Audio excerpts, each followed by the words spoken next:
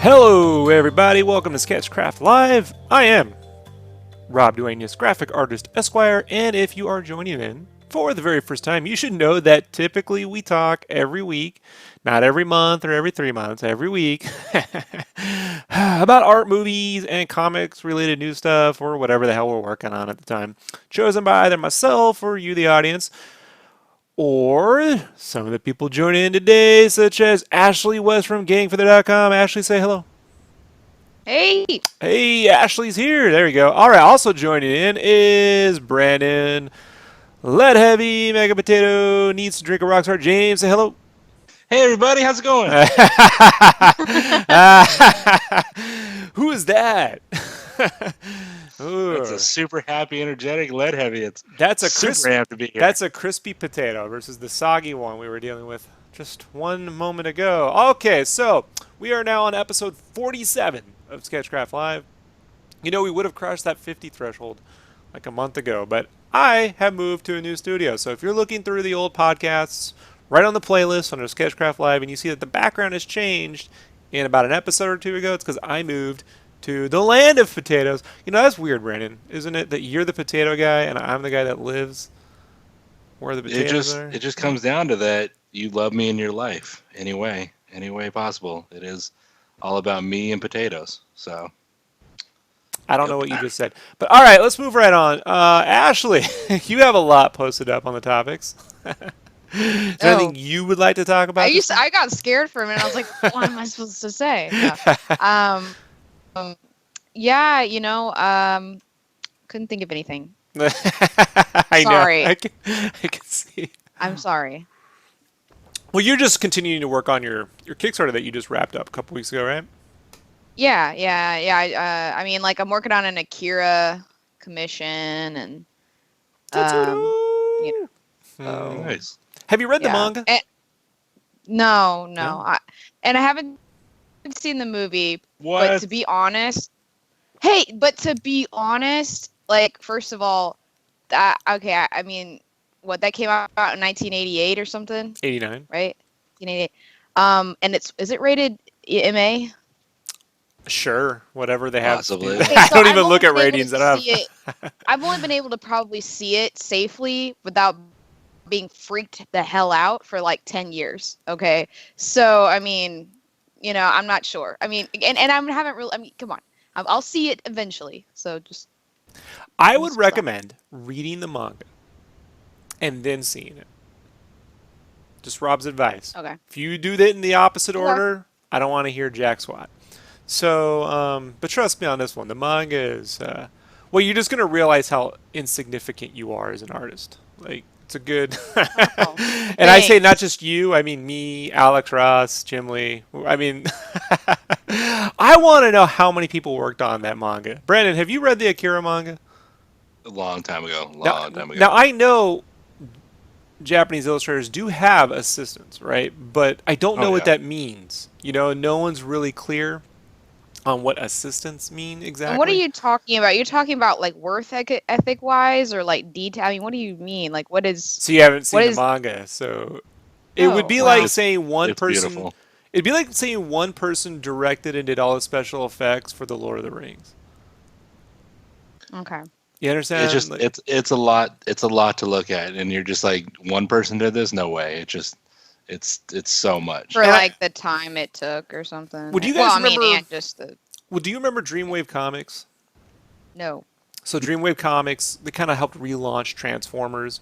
So when you see a Transformers comic now at IDW and they look all anime, like Dreamwaves are the kind of guys that did that. Like Pat Lee used to have that studio, and there was a there was an article in Wizard magazine, if you all remember that. And it was like, what if they rebooted 80s cartoons?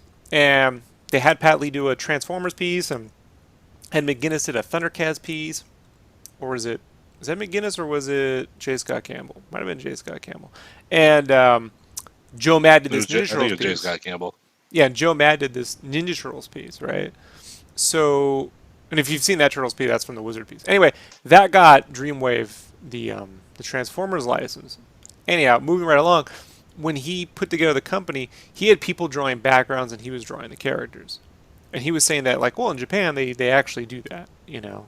So my guess is, and I have to wonder, like, what level of breakdowns did Kishiro Otomo, is the artist and writer on Akira, the level of detail is so insane. I would love to know if he did everything. I want to know, you know, if I would just like to know if there were artists that took the team to do it and he gets the sole credit because that's kind of the way the hierarchy works. I'd like to know that too. Akira is so, you can look at like Nausicaa, right? The manga that Hayao Miyazaki took 12 years to draw. And you could see, like, that's one person's totally capable of drawing that over 12 years. Like, it'd be a lot of work, but you could totally see that. Akira, the manga, is just, I mean, you just look at it, you're like, fuck. You know? Like, how? You know? Yeah. Like, how? Is How it did this get like done? the cities? Is the city like the buildings and stuff? Beyond. Yeah. Beyond what you can, you know, you can imagine. And so the movie is just like parts of there's 6 books that's it's been since been collected into 6 volumes. Dark Horse finally collected all of it in black and white in 6 volumes. I got them up on the shelf. And the movie's sort of like the beginning parts of the first volume and the end parts of the 6th volume and a couple pieces in between condensed into like the themes of the manga into the film.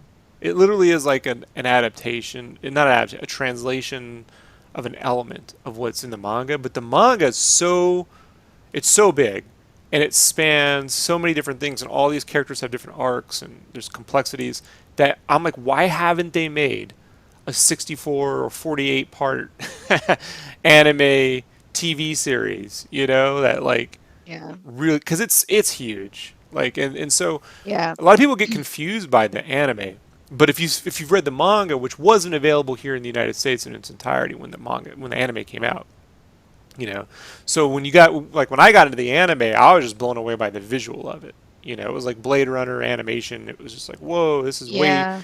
way different than A Land Before Time or Five O Yeah. Goes West. You know, Yeah, and I was looking at I was looking at some of the pictures for kind of reference so I could understand what I was drawing, and I'm supposed to be drawing what is his name? Tetsuo? Tetsuro. Yeah, How do you say it? Tetsuro. Tetsuo? Yeah. And I was like, oh, this guy seems like he's a very troubled young man. Wow. So yeah, that's all I gotta say. If you'd like to get a little shorthand into Akira, go watch a movie called Chronicle. Okay. By Yeah, Josh Josh Trank and Max Landis. Max Yeah. Landis. It's very, Yeah. very Akira-esque. Very. Really? you know. Okay.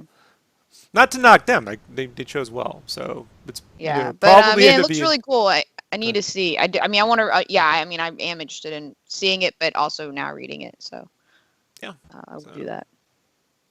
All right, moving right along. Brandon, what would you like to talk about?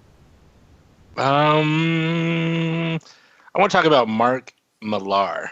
I read this article a while back. We weren't streaming at the time, and basically he wanted John Cena to play as his hero in Superior, and it's crazy. He was already talking on his Twitter about casting for his new book Reborn with Greg Capullo. Explain As a for people really quickly that pretend people don't know who Mark Millar is.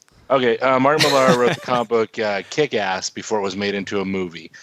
When he wrote the Kick-Ass comic book, when he was in issue like 3 of it or something, they already picked it up for a movie. That's how much they loved his stuff.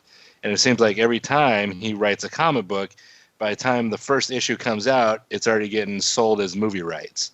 I think Nemesis, another one of his books, got bought up already, and the director from Top Gun wanted to direct it. He I did don't know what's Wanted, right? Yeah, he did Wanted as well. And Right. Was Kingsman a comic, or did they just develop yes, that? yes, no, Was? Kingsman was a comic. Yeah. Okay, there you And Mhm. so it's like everything that guy writes just becomes a movie, and go. it's like it's insane. So his new book, Reborn with Greg Capullo, he's already talking on Twitter on who he would cast when the movie rights get bought. And I was just thinking about him in general. Do you think he writes just because he likes writing stories, or he writes these stories because he knows they're going to get picked up for movies? Well, I I can already mean, tell you they're writing them to be made for movies. I used to work with a guy called Kevin Grievous. He wrote the Underworld films, right? uh-huh. So, even back as far back as 2007, we were working on some projects that were all up for. The idea was that you couldn't go into Hollywood at the time. You couldn't go into Hollywood and pitch a movie. You had to show them that it was a comic book that would become a movie. This is even before Iron Man. This was true. So when people go, so now when you see, X actor is producing a comic book, graphic novels, or a line of graphic novels, it's because they want to get a meeting. They can walk in there and say, "Look, it's a comic book." Like it's really weird.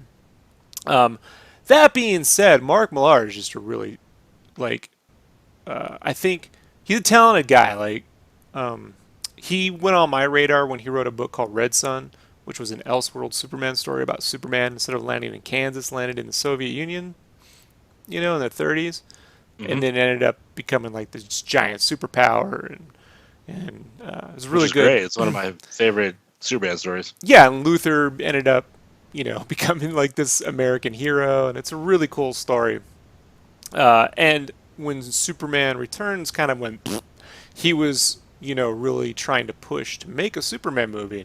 Man, I just wish he got the chance. That being said, he reminds me of, he's like the new, in lack of a better description, like the new Stan Lee in a way, right? In that he's creating original material only now for himself, right? That he owns, and they're Right. becoming movies.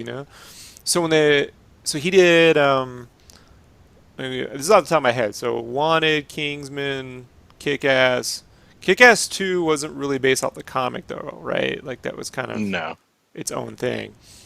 And then he's developing Nemesis, which is like a supervillain. Imagine the supervillain. Imagine if Superman were like a supervillain. Superior, which I didn't read, so I couldn't tell you. What's Superior about? Superior is basically a boy with, I believe it's been a while since I read it, but has like MS or cerebral palsy, one of the uh, diseases that kind of weaken your body and bones, and the kid has crutches. And he makes a deal with this creature to basically become his favorite movie hero. So, like, if I wish to be Captain America, I get transformed into Captain America. And so he's going around doing all these heroic acts, and people think it's the actor from the movies doing it, and he's like, no, it's not me. So he just goes through, and he's basically Superman doing all this crazy stuff. But the So it's wish sort of his comes- take on Captain Marvel, right? Like, Yes, and you can yes. sort of see each one of like his books are kind of like his version. Here's my version of Superman. Here's my version of Batman. Here's my version of the X-Men. Here's my version of James Bond. And I don't think there's anything wrong with it, dude. I mean, the guy, he's an entertaining writer. Like, and he's working with a lot of great talent. Yeah, I know. Like you said recently, he just launched a book this week called Reborn. So he teamed up with Greg Capullo, and It it's already about sold out, and they're doing yeah. the second prints. Yeah, it's about when you die, you end up like in another war, and it's pretty cool. It's pretty fucking awesome. So, I think it's pretty badass, dude. I'm hoping some of his stuff ends up more on the Netflix realm than in a movie, just because there's so many complexities to kind of how he writes, that it kind of gets lost a little bit in like it's almost like his writing kind of reminds me of like Guy Ritchie as a director. You know who Guy Ritchie is? He directed like Lock, Stock, Two Smoking Barrels, Snatch, right? Yeah. He's doing this King Arthur movie. He's gonna do Aladdin, if you can believe that. And Really? yeah, which kind of makes sense. Just to branch off for a second. I heard the big announcement. Disney says Guy Ritchie's going to direct Aladdin. Everyone was like, "What the fuck?" But then I started thinking all of his movies feature criminals, right? With spastic energy, like Right. He did. Well, he did The Man from U.N.C.L.E., the Sherlock Holmes that. movies Dude, too. The Man from U.N.C.L.E. is dope. Like that's one of Yeah. the best underrated movies from like last year.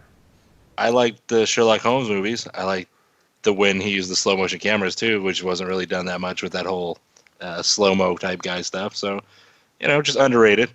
But Ashley, you were gonna say something? It passed. sorry, Brandon talked right I'm over. too amped up. Too amped up. These taters are hot, Mm-hmm. fresh out the oven. But yeah, no, he's definitely creating things so they can get movie deals. Why not? Even if it never gets made into a movie, they just want an option. That's how you get paid. I mean, if you sell 5,000, 20,000 copies of a comic, they're not making tons of money. What they're going to make money on is the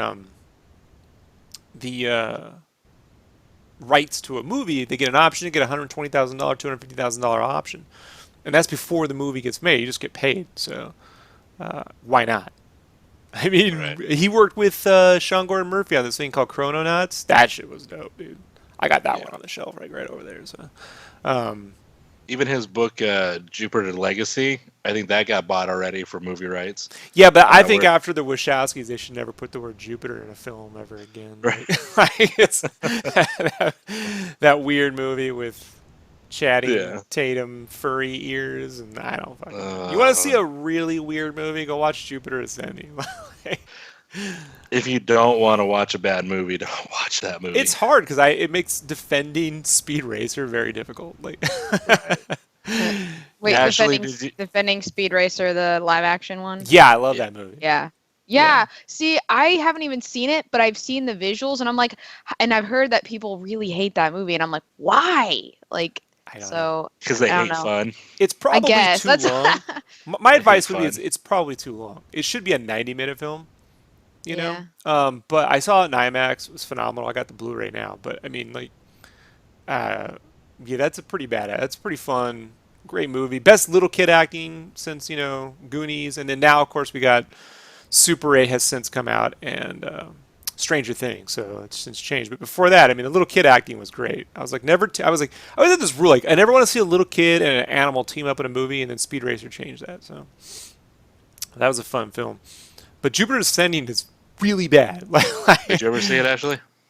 No, I only watched the honest trailers about it. That's all you need to watch. Yeah, exactly. That's all you got to do. Rob. Ash Schultz, read that one. Read the chat room, Brandon. It says... Okay. Ash says, speaking of hating fun, I just saw the new Ghostbusters the other day. Freaking horrible movie that everyone said was good fun. Quotes. Yeah, I've yet to watch that, and it'll be a long time before I do. It takes me a long time to watch a bad movie, or a movie that's considered bad. I know a movie you tried to sit through the other day. Which one? Teenage Mutant Ninja Turtles. Oh, God, yeah. Remember how you said you didn't care? As long as you have Bebop and Rocksteady, you're going to be happy. How'd that go? Oh, yeah, I knew it was going to be a fucking dumpster fire. I made it through the first 40 minutes, got up angry, walked away. When, Bebop and Rocksteady are checking out their own dicks, I was like, fuck you, Michael Bay. Just fuck you. I just got up. I was so mad. I got up. I went and walked the dog. I came back. It took me until the next day. I was like, all right, let's just finish this shit. Put it on. Let's finish it. I hope that series gets just fucking canceled. No more. I mean, it's so bad. Casey Jones, who doesn't wear the mask except for one time, the giant helmet on his face. He kind of reminds me of, remember Batman Returns? There was this skull gang that had these giant bobbleheads. I'm being mean, but it reminded me of Batman and Robin when Mr. Freeze's ice gang where they had the giant hockey helmets. That's probably more accurate. Not to go on about the Teenage Mutant Ninja Turtle movie, but he made fucking rollerblades out of an office chair in like 10 seconds. He broke off legs with wheels, duct taped them to his feet, and was rollerblading.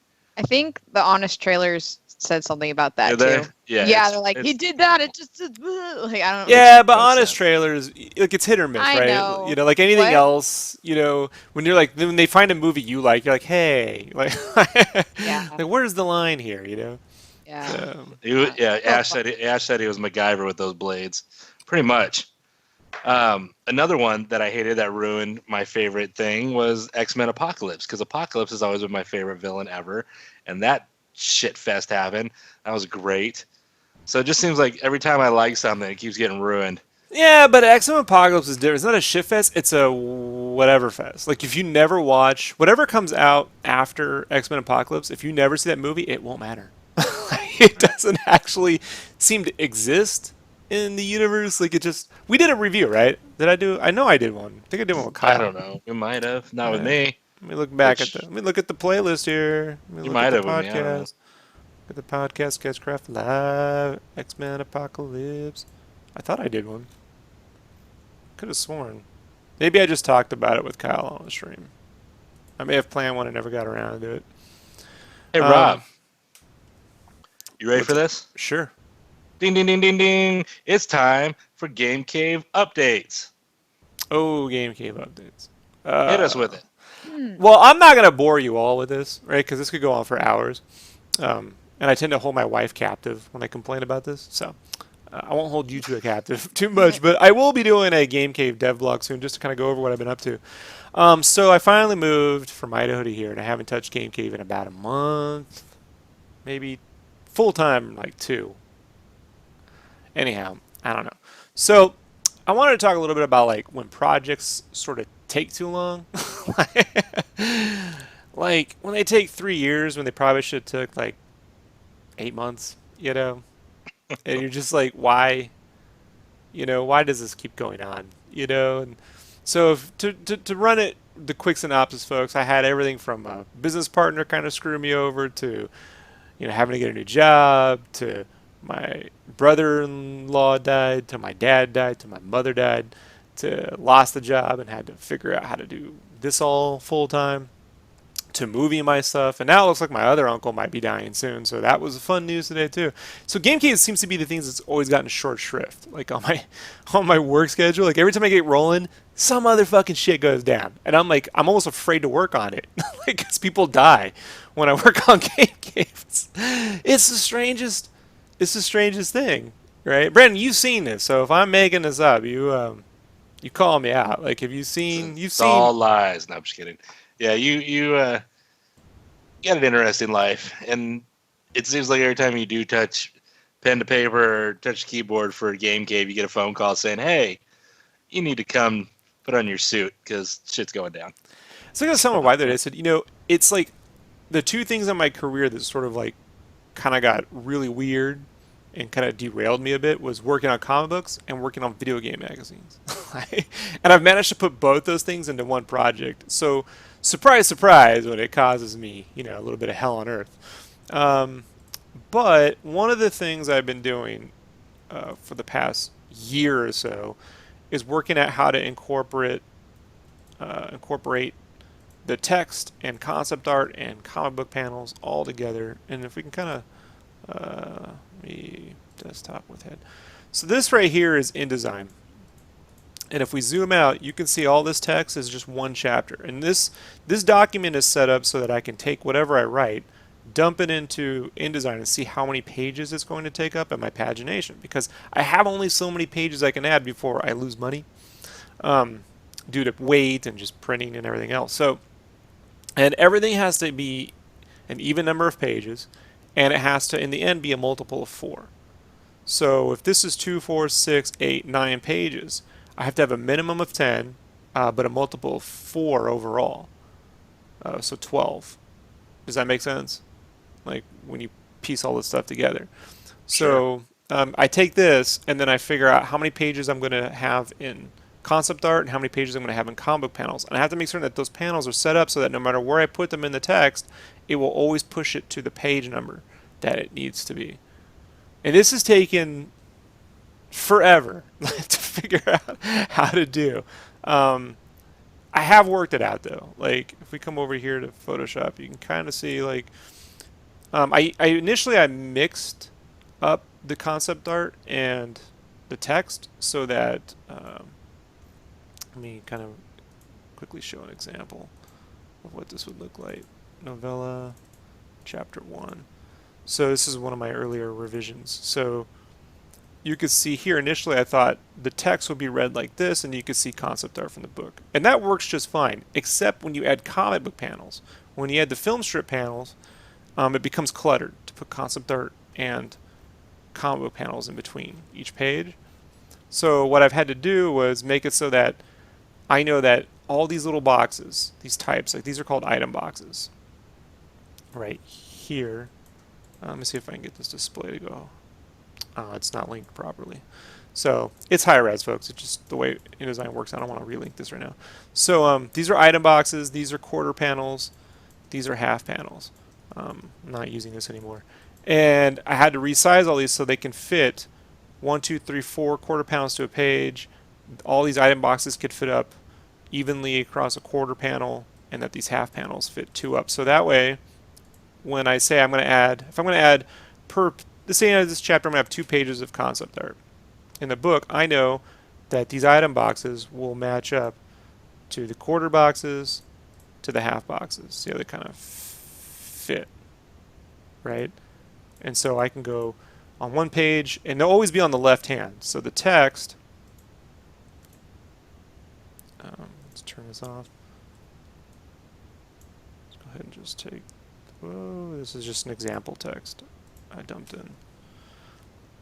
So the text would run over here on the right, and there'd be concept art on the left, and I can do a mixture of these quarter panels or item boxes, so forth and so forth. So those had to be figured out and plugged in and built. On top of the fact that I also have full comic book pages that are laid out, and they have to also fit in with the theme. So I have this film strip thing going on. It's a whole thing inside the book. So these full page comic book panel things had to be measured and worked out, and then the page is built for that. And then I had to work out all my fonts again and make sure that they're all bought and paid for. These are all my fonts for comic book fonts, for the text fonts, for the sound effects. And most of these I've already bought, but a couple of them I hadn't, so I had to fork out the money for those.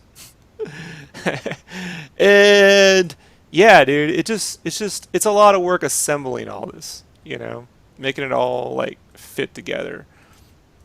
So today I've been working on the character bio. Before, these used to be giant pictures of them, but now they're gonna have little like RPG style like character boxes, which will have a picture of the person, their gender, age, race, class, and the description of each character. And then it'll go previously on Game Cave and then kick into the main story. So that's what I've been really working between that and, let's see here if I can go to, and all this sort of gets logged into Game Cave pagination. You want to see some fun? It says revision 19 over a 3-year period. So you can sort of see everything's cataloged. 16 pages for chapter 1, 6 pages. That's just for the writing. 8 pages worth of comic book sequentials because it has an intro and an outro comic book panels. 2 pages for concept art. I have to add an extra page of text on chapter 2. The game magazine portions go in between, so that's 18 pages, and there's going to be a sequential piece in there explaining the history of Game Cave, so forth and so forth, all the way through. And then each one I've blocked in, so I know what panels are going each chapter, who's going to get what, and I can devote all those panels and then get them all sketched up and plugged in. And then I have to work it into my workflow. So the goal will be, moving forward, is that I can produce an entire issue in about 4 months. It's just taken 3 years to make all that happen. Like it's a lot of effort, folks. It's a lot of effort. Well, that was exciting. I'm just thinking, I mean, it's all amazing, but I'm thinking I've really got my work cut out for me when I start doing this. Look, it looks simple, right? When you're like, oh, I'll just do this, I'll do that and do this, and you realize how much work that really means, Yeah, like, it looks like a puzzle. It's a giant puzzle that, and I'm not like trying to be that guy who's like, oh, I'm going to make it all perfect before I do it. It's just that I've run into like, I get so far and then I'm like, no, that doesn't work. Yeah. Then I have to figure it back out, so once it's figured out, then you get to the point where, do I even want to do this anymore? You get to this point where you're like, why, if I just made a game magazine, I would have been done 3 years ago, like I just could have just made a game magazine. Why'd I have to do all this stuff? But whatever, folks, that's what I've been up to the past few days. The last podcast, I was like, I'm going to stream right away. No, I open up the Game Cave box, you know, like, you know, the Game Cave box opens and you just see this horrific nightmare, and you're like, where was I? What do I do? How do I fix this? How do I get out of this? You know. But really, at the end of the day, I just why bother with Game Cave at all? I mean, because I kickstarted it, and I have to produce it. It's cheaper to produce than it is to refund $13,000, because the guy that I was working with at the time like stole all my money, and I spent my entire life savings fulfilling the other two Kickstarters I had done that he hadn't fulfilled. So I don't have the third. I have the money. I have $13,000, but it would be cheaper to just print it and ship it than to refund it. You understand what I mean? Like, you know, in terms of the amount of effort it's taken. Plus, moving forward, I want to keep making these. You know, I want to keep telling the story, and I want to make my money back off comics and video game magazines. So, really, within a year, everything I've done will look back and go, ha ha ha ha ha. Remember when that was difficult? You know? Yeah. And then they'll be like, you know, Rob, can you give me your template so I can just, you know, no one's going to want to do the work. They're all just going to want to know how to don't do that. I mean, just, I mean, like, not to be selfish. I mean, just be like, make people figure it out. I mean, a little bit, you know, you can help them, but you know what I mean? Like, so they'll appreciate it too. And Game Cave is no pet project. That's what he was like, something for a pet. I don't even do those things. Brandon, do I have any form of pet project? Like, you don't. Yes. Me. Yeah, well, yeah, you. Yeah. I think this podcast is the closest thing to a hobby that I have, if you really want to think about it. Like, in terms of just what we're doing now, talking about stuff, you know, like, this is the fun part. But, yeah, so. Hey, Rob, can you sum up what Game Cave is in 30 seconds? It's a graphic gaming novel. It's a graphic gaming novel. It's one part graphic novel, one part game magazine. So, all right.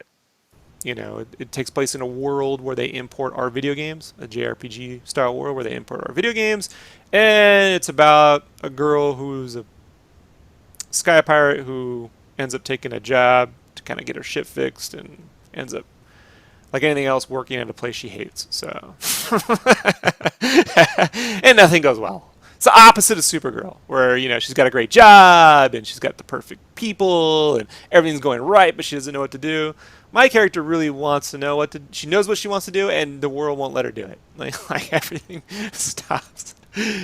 You know, that from. And there'll be good stuff branching off of it in the future. Yeah. And there's these game magazine portions that are cool because, like, they sort of encapsulate my history of gaming magazines. So it's gonna be cool, but my fucking lord, like, yeah, you know, I remember when I was telling Tom, and I'll wrap this up, but Tom Hutchinson, the creator and the publisher of Big Dog Inc., was in a car with him like 6 years ago, and I was like, what if you mixed a novel with the comic book? You know, like, you put the panels in there and you put like, I pitched this idea to him, and he was like, that'll never work. It's just too difficult. And he was right. Like, I didn't listen, you know? But I don't know. I mean, you know, folks, like, how long did it take Fez to come out? It took him 5 years to make that game?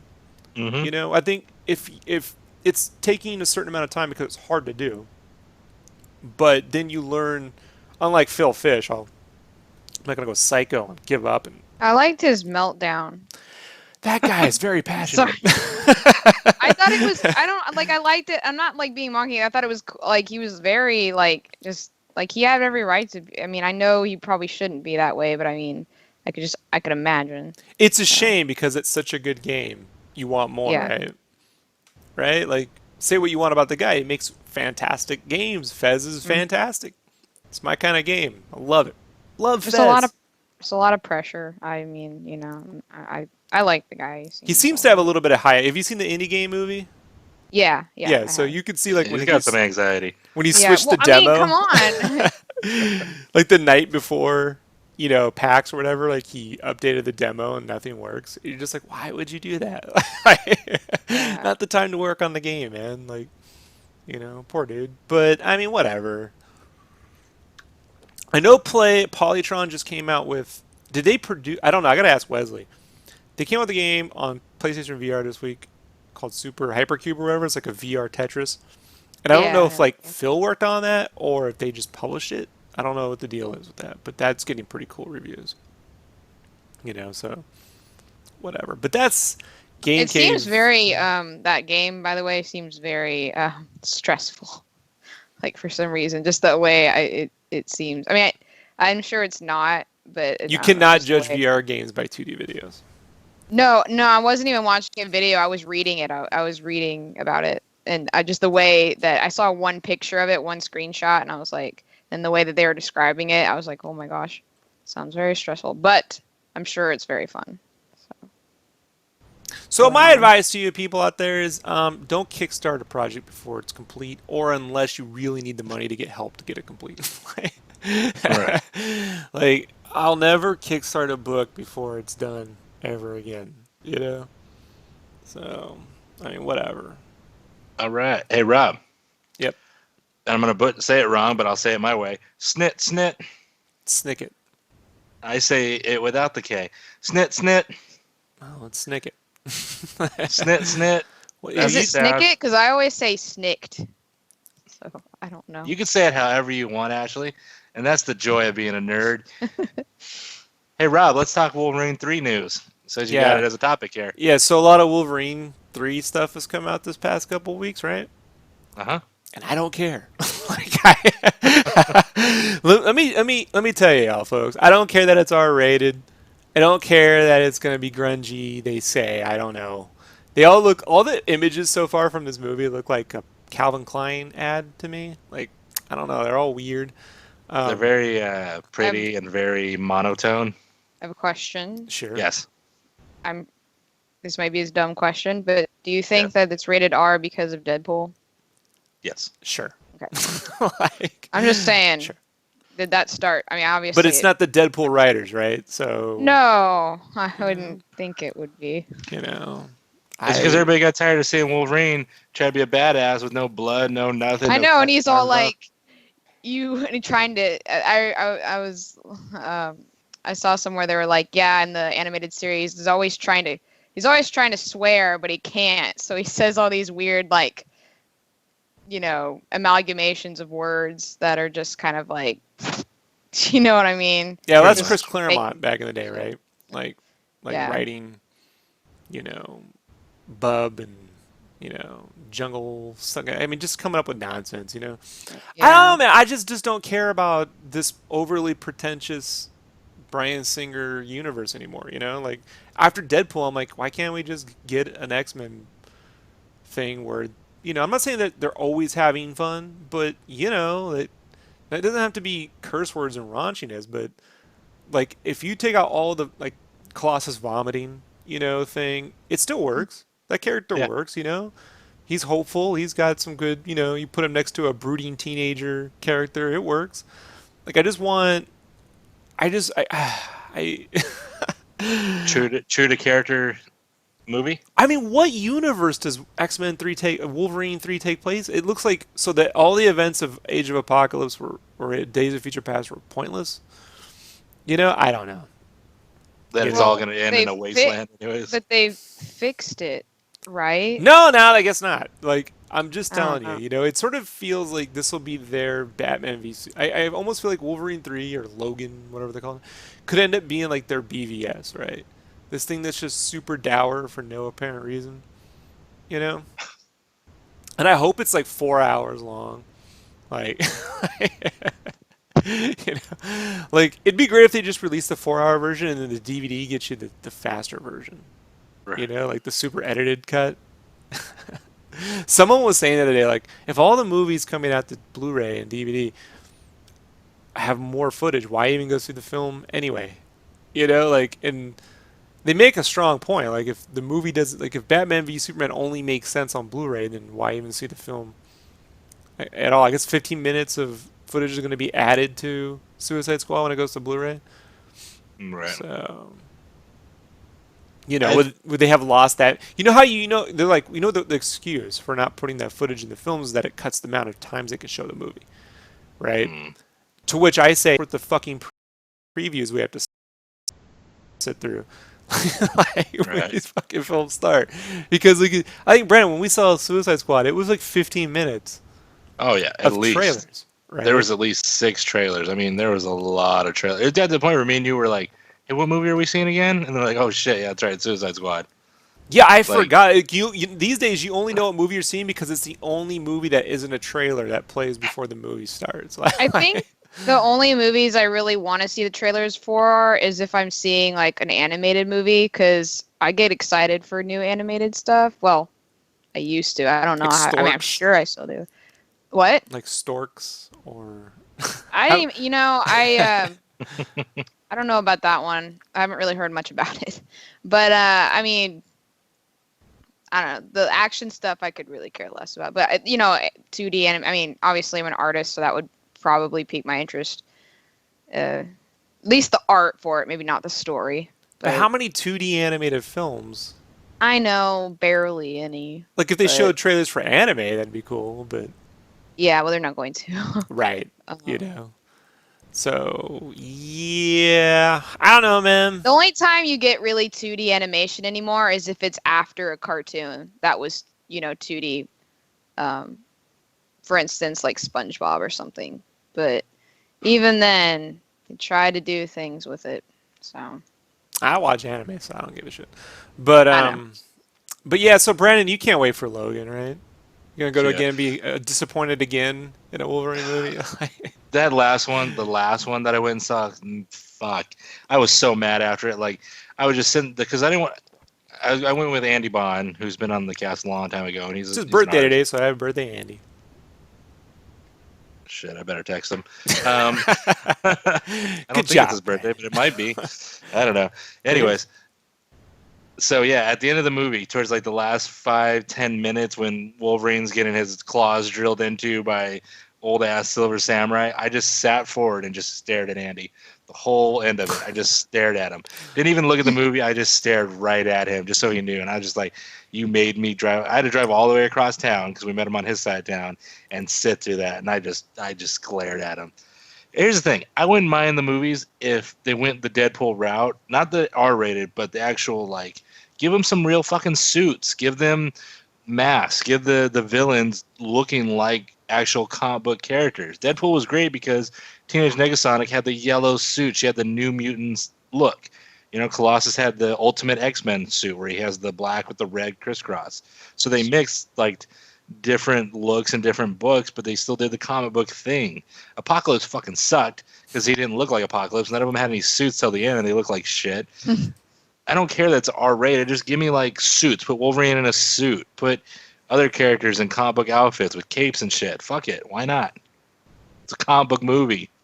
Everybody's in fucking leather. It's hot. It's hot outside. He's running around with fucking swamp ass. Yeah, the suits are the least amount of problem. The stories just don't give a shit. Just don't care about the stories. Don't know. Don't care. Just don't know. I don't care. When they use the Wolverine, that origin. I'll tell you when I got out of Marvel completely. When they gave Wolverine that origin series, where his name wasn't Logan, it was James Howlett or some bullshit like that, and his name was Dog. Or I was like, I'm out. Like this right there. Like I was like, I can't do this. I can't do this. They had just come off the Ultimates, and I was like, that's amazing. But that was Mark Millar, right? So, and then we went into Origin, and then Wolverine can't smoke anymore, and now he's a little kid, and Sabretooth's his brother or some shit like that. Like I was always assuming that Sabretooth was his father, and I was like, I can't do this, man. And then in that Wolverine Origins movie where the little kid runs like a Muppet, and he's like, he charges. He's like, it's the funniest freaking thing ever.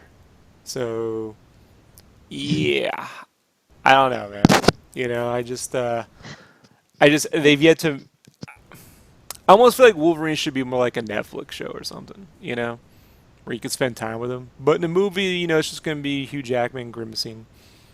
It's going to be grimacing. And flexing. And some butt cheeks, maybe. Wait, again. is this going to be one of his last movies? Sure, whatever. Sure. Well, I know, right? I say the same thing. I'm like, I don't know about it. Right. Yeah. That's what he said. That's what he says. One but, last yeah. time, and with the bone as flipping you out. The flipping off bone story. you can't get a hold of this anymore. But there's a podcast. Well, now it's called. Jeff Goldsmith does this podcast where he interviews. It's called the Q&A. But he used to do one for Creative Screenwriting Magazine. It's the same format. And he did an interview with David Hayter, and they were talking about, David Hayter got sole credit for writing X-Men 1. He didn't really, but, he got the credit. And he was talking about input on that film, and like Tim Rothman at the time was the head of Fox, and Rothman was very adamant that he have two things put in the film, and one of them was the Wolverine with the claws that are extended, and two go out and he flips you off. That had to be in there, no matter what. So they made it work in that one scene in the very first X-Men film. Where you go, oh, that's cute. But every time you see it, it's like they just keep doing that. For 15 years, they've been doing that fucking joke, right? Like, and it's just, is there nothing else?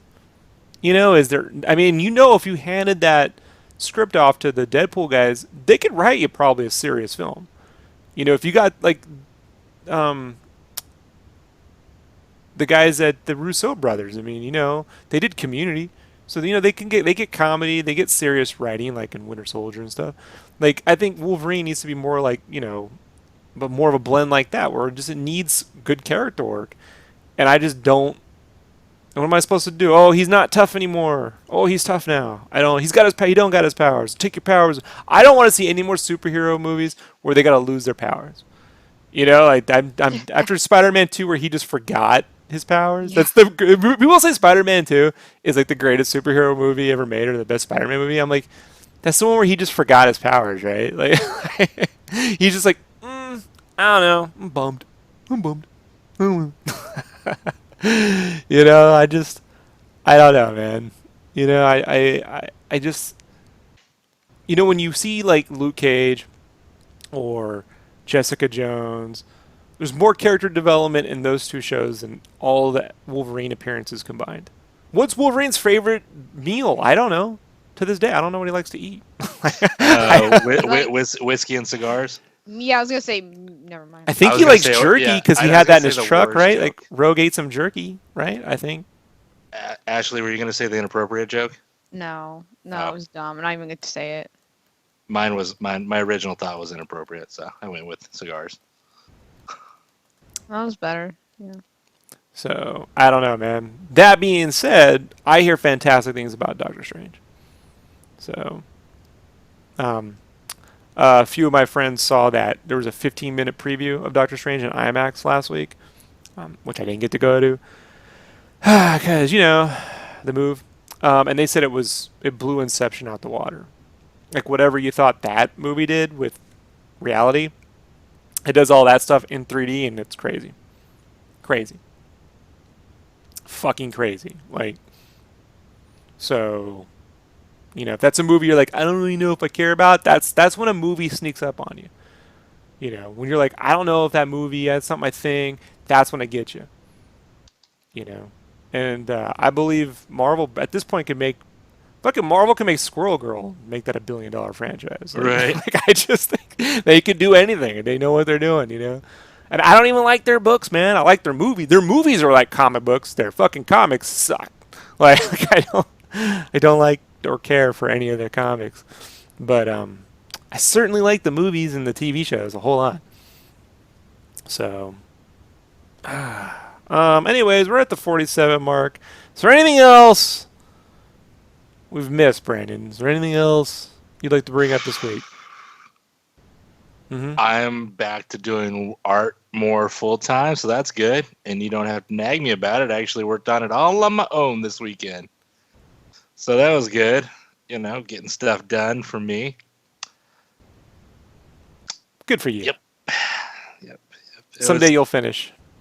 Someday you'll finish this War Machine piece by the time I get Game Cave done. I got I think other than myself, we got more stuff. So tonight, what do we got coming up? One, I got some speed paints coming. Got the Mega Man stuff I'm working on right now. We got streaming will start back up probably tonight. I'll be doing Copic color guide here in a few minutes. I'm going to bust the Copics out. I haven't even touched those in a month. But so that has to get started. I'll be streaming Game Cave. I got to finish up the map, so we'll be doing all that. The fucking map, and map that won't ever go away, dude. And what else? Tons of commissions to do this week, and then we got to go right back into Final Fantasy VII.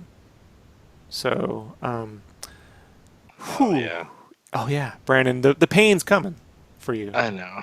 So the pain is coming, and you just gonna have to suck that one up.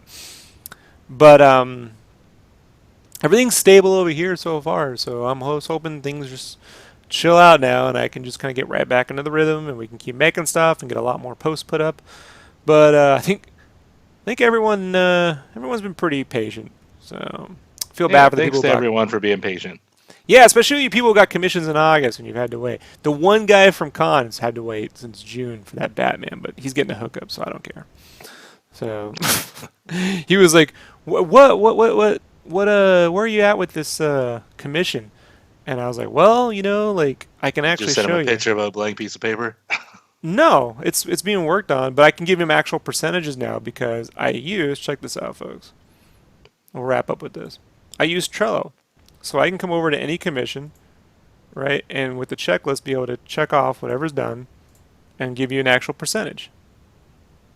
So I can go right to One Punch Man and know where I'm at with that. I can go right to the Rick and Morty and I know where I'm up on that. So forth and so forth across all my projects and my daily to-do lists and everything else, like all the things I do. So Trello's free. I use it. Now I make Brandon use it, so I know what Brandon. Let's see what Brandon's been up to. Brandon's on his War Machine. How far is Brandon? He's at 50% complete. He's working on the background right now, and then he's going to check with me for edits. Isn't that cool? Check that shit out. Yay! I do things. So, yay organization, right? So I sent him the Trello. I'm like, here's your percentage. He's like, oh. I'm like, yeah, I'm working on it. Just. I won't lie. I didn't allow myself to get worked up about the move while it was going on, but last week it finally caught up with me. Like now that everything was like, oh, we're here, everything's in, and why it's working. Then I'm like, like I just passed out. I'm like, this was crazy. I don't want to do that again. I don't want to move 3 states in 2 weeks. Yeah. So can't even begin to tell you what it's like to have to get your license plates transferred over to another state. Talk about adulting. That shit is fucking stupid. We got 2 cars from 2 different lien holders. They have to both talk to the DMV separately. One wants a fax, one wants an email, one has to mail, one other has to. It's a whole thing. You're just like, what? I just want a license plate. So, all right, everybody. Ashley, where can people find you on the internet? You can find me on Instagram, and I'm Gangfeather. Responsibly. So you can check them out on Instagram. Links are below, folks. Brandon, where can people find you irresponsibly on the internet? You could find me on Twitter, Facebook, and most importantly, Instagram at LeadHeavy, LEAD Heavy. Again, all the links are below. I'm going to be streaming here in a few minutes. We'll be back on fairly shortly. We're going to work on some Copic color guides and get this Hal Jordan thing figured out. So, and I'll be joining Rob because I'll be working on art. Yeah. I'll be in my room, not far away from them, working on my stuff. I'll post some stuff tonight. You'll see. Awesome. And Ashley, you're going to join me Friday night for SketchCraft Game. SketchCraft Gaming's coming back. So podcast this week, SketchCraft Gaming, and I might do a Rogue One with Richard, which is always fun, right? We'll bring Brandon on there. And Ashley, if you've never listened to him, wait till you ain't seen nothing yet. I think I've listened to him a little bit. Yeah, stay on target. That's very difficult to do when Rich comes on. I'm afraid I would not be able to keep up with his mental perverseness. I don't even know. I just feel like I'd be talking and I'd say something and it would just would get, I don't know. It would make me nervous. So. Makes great radio. Fantastic. Yeah. So all right, Thanks, I'll see you all everybody, soon. for joining us. Talk to you later. Bye. Bye. Bye.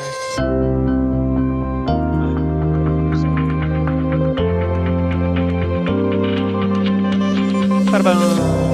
Ba-da-bum-bum-bum-bum. Ashley She needs to stream some more. Ba-da-boom.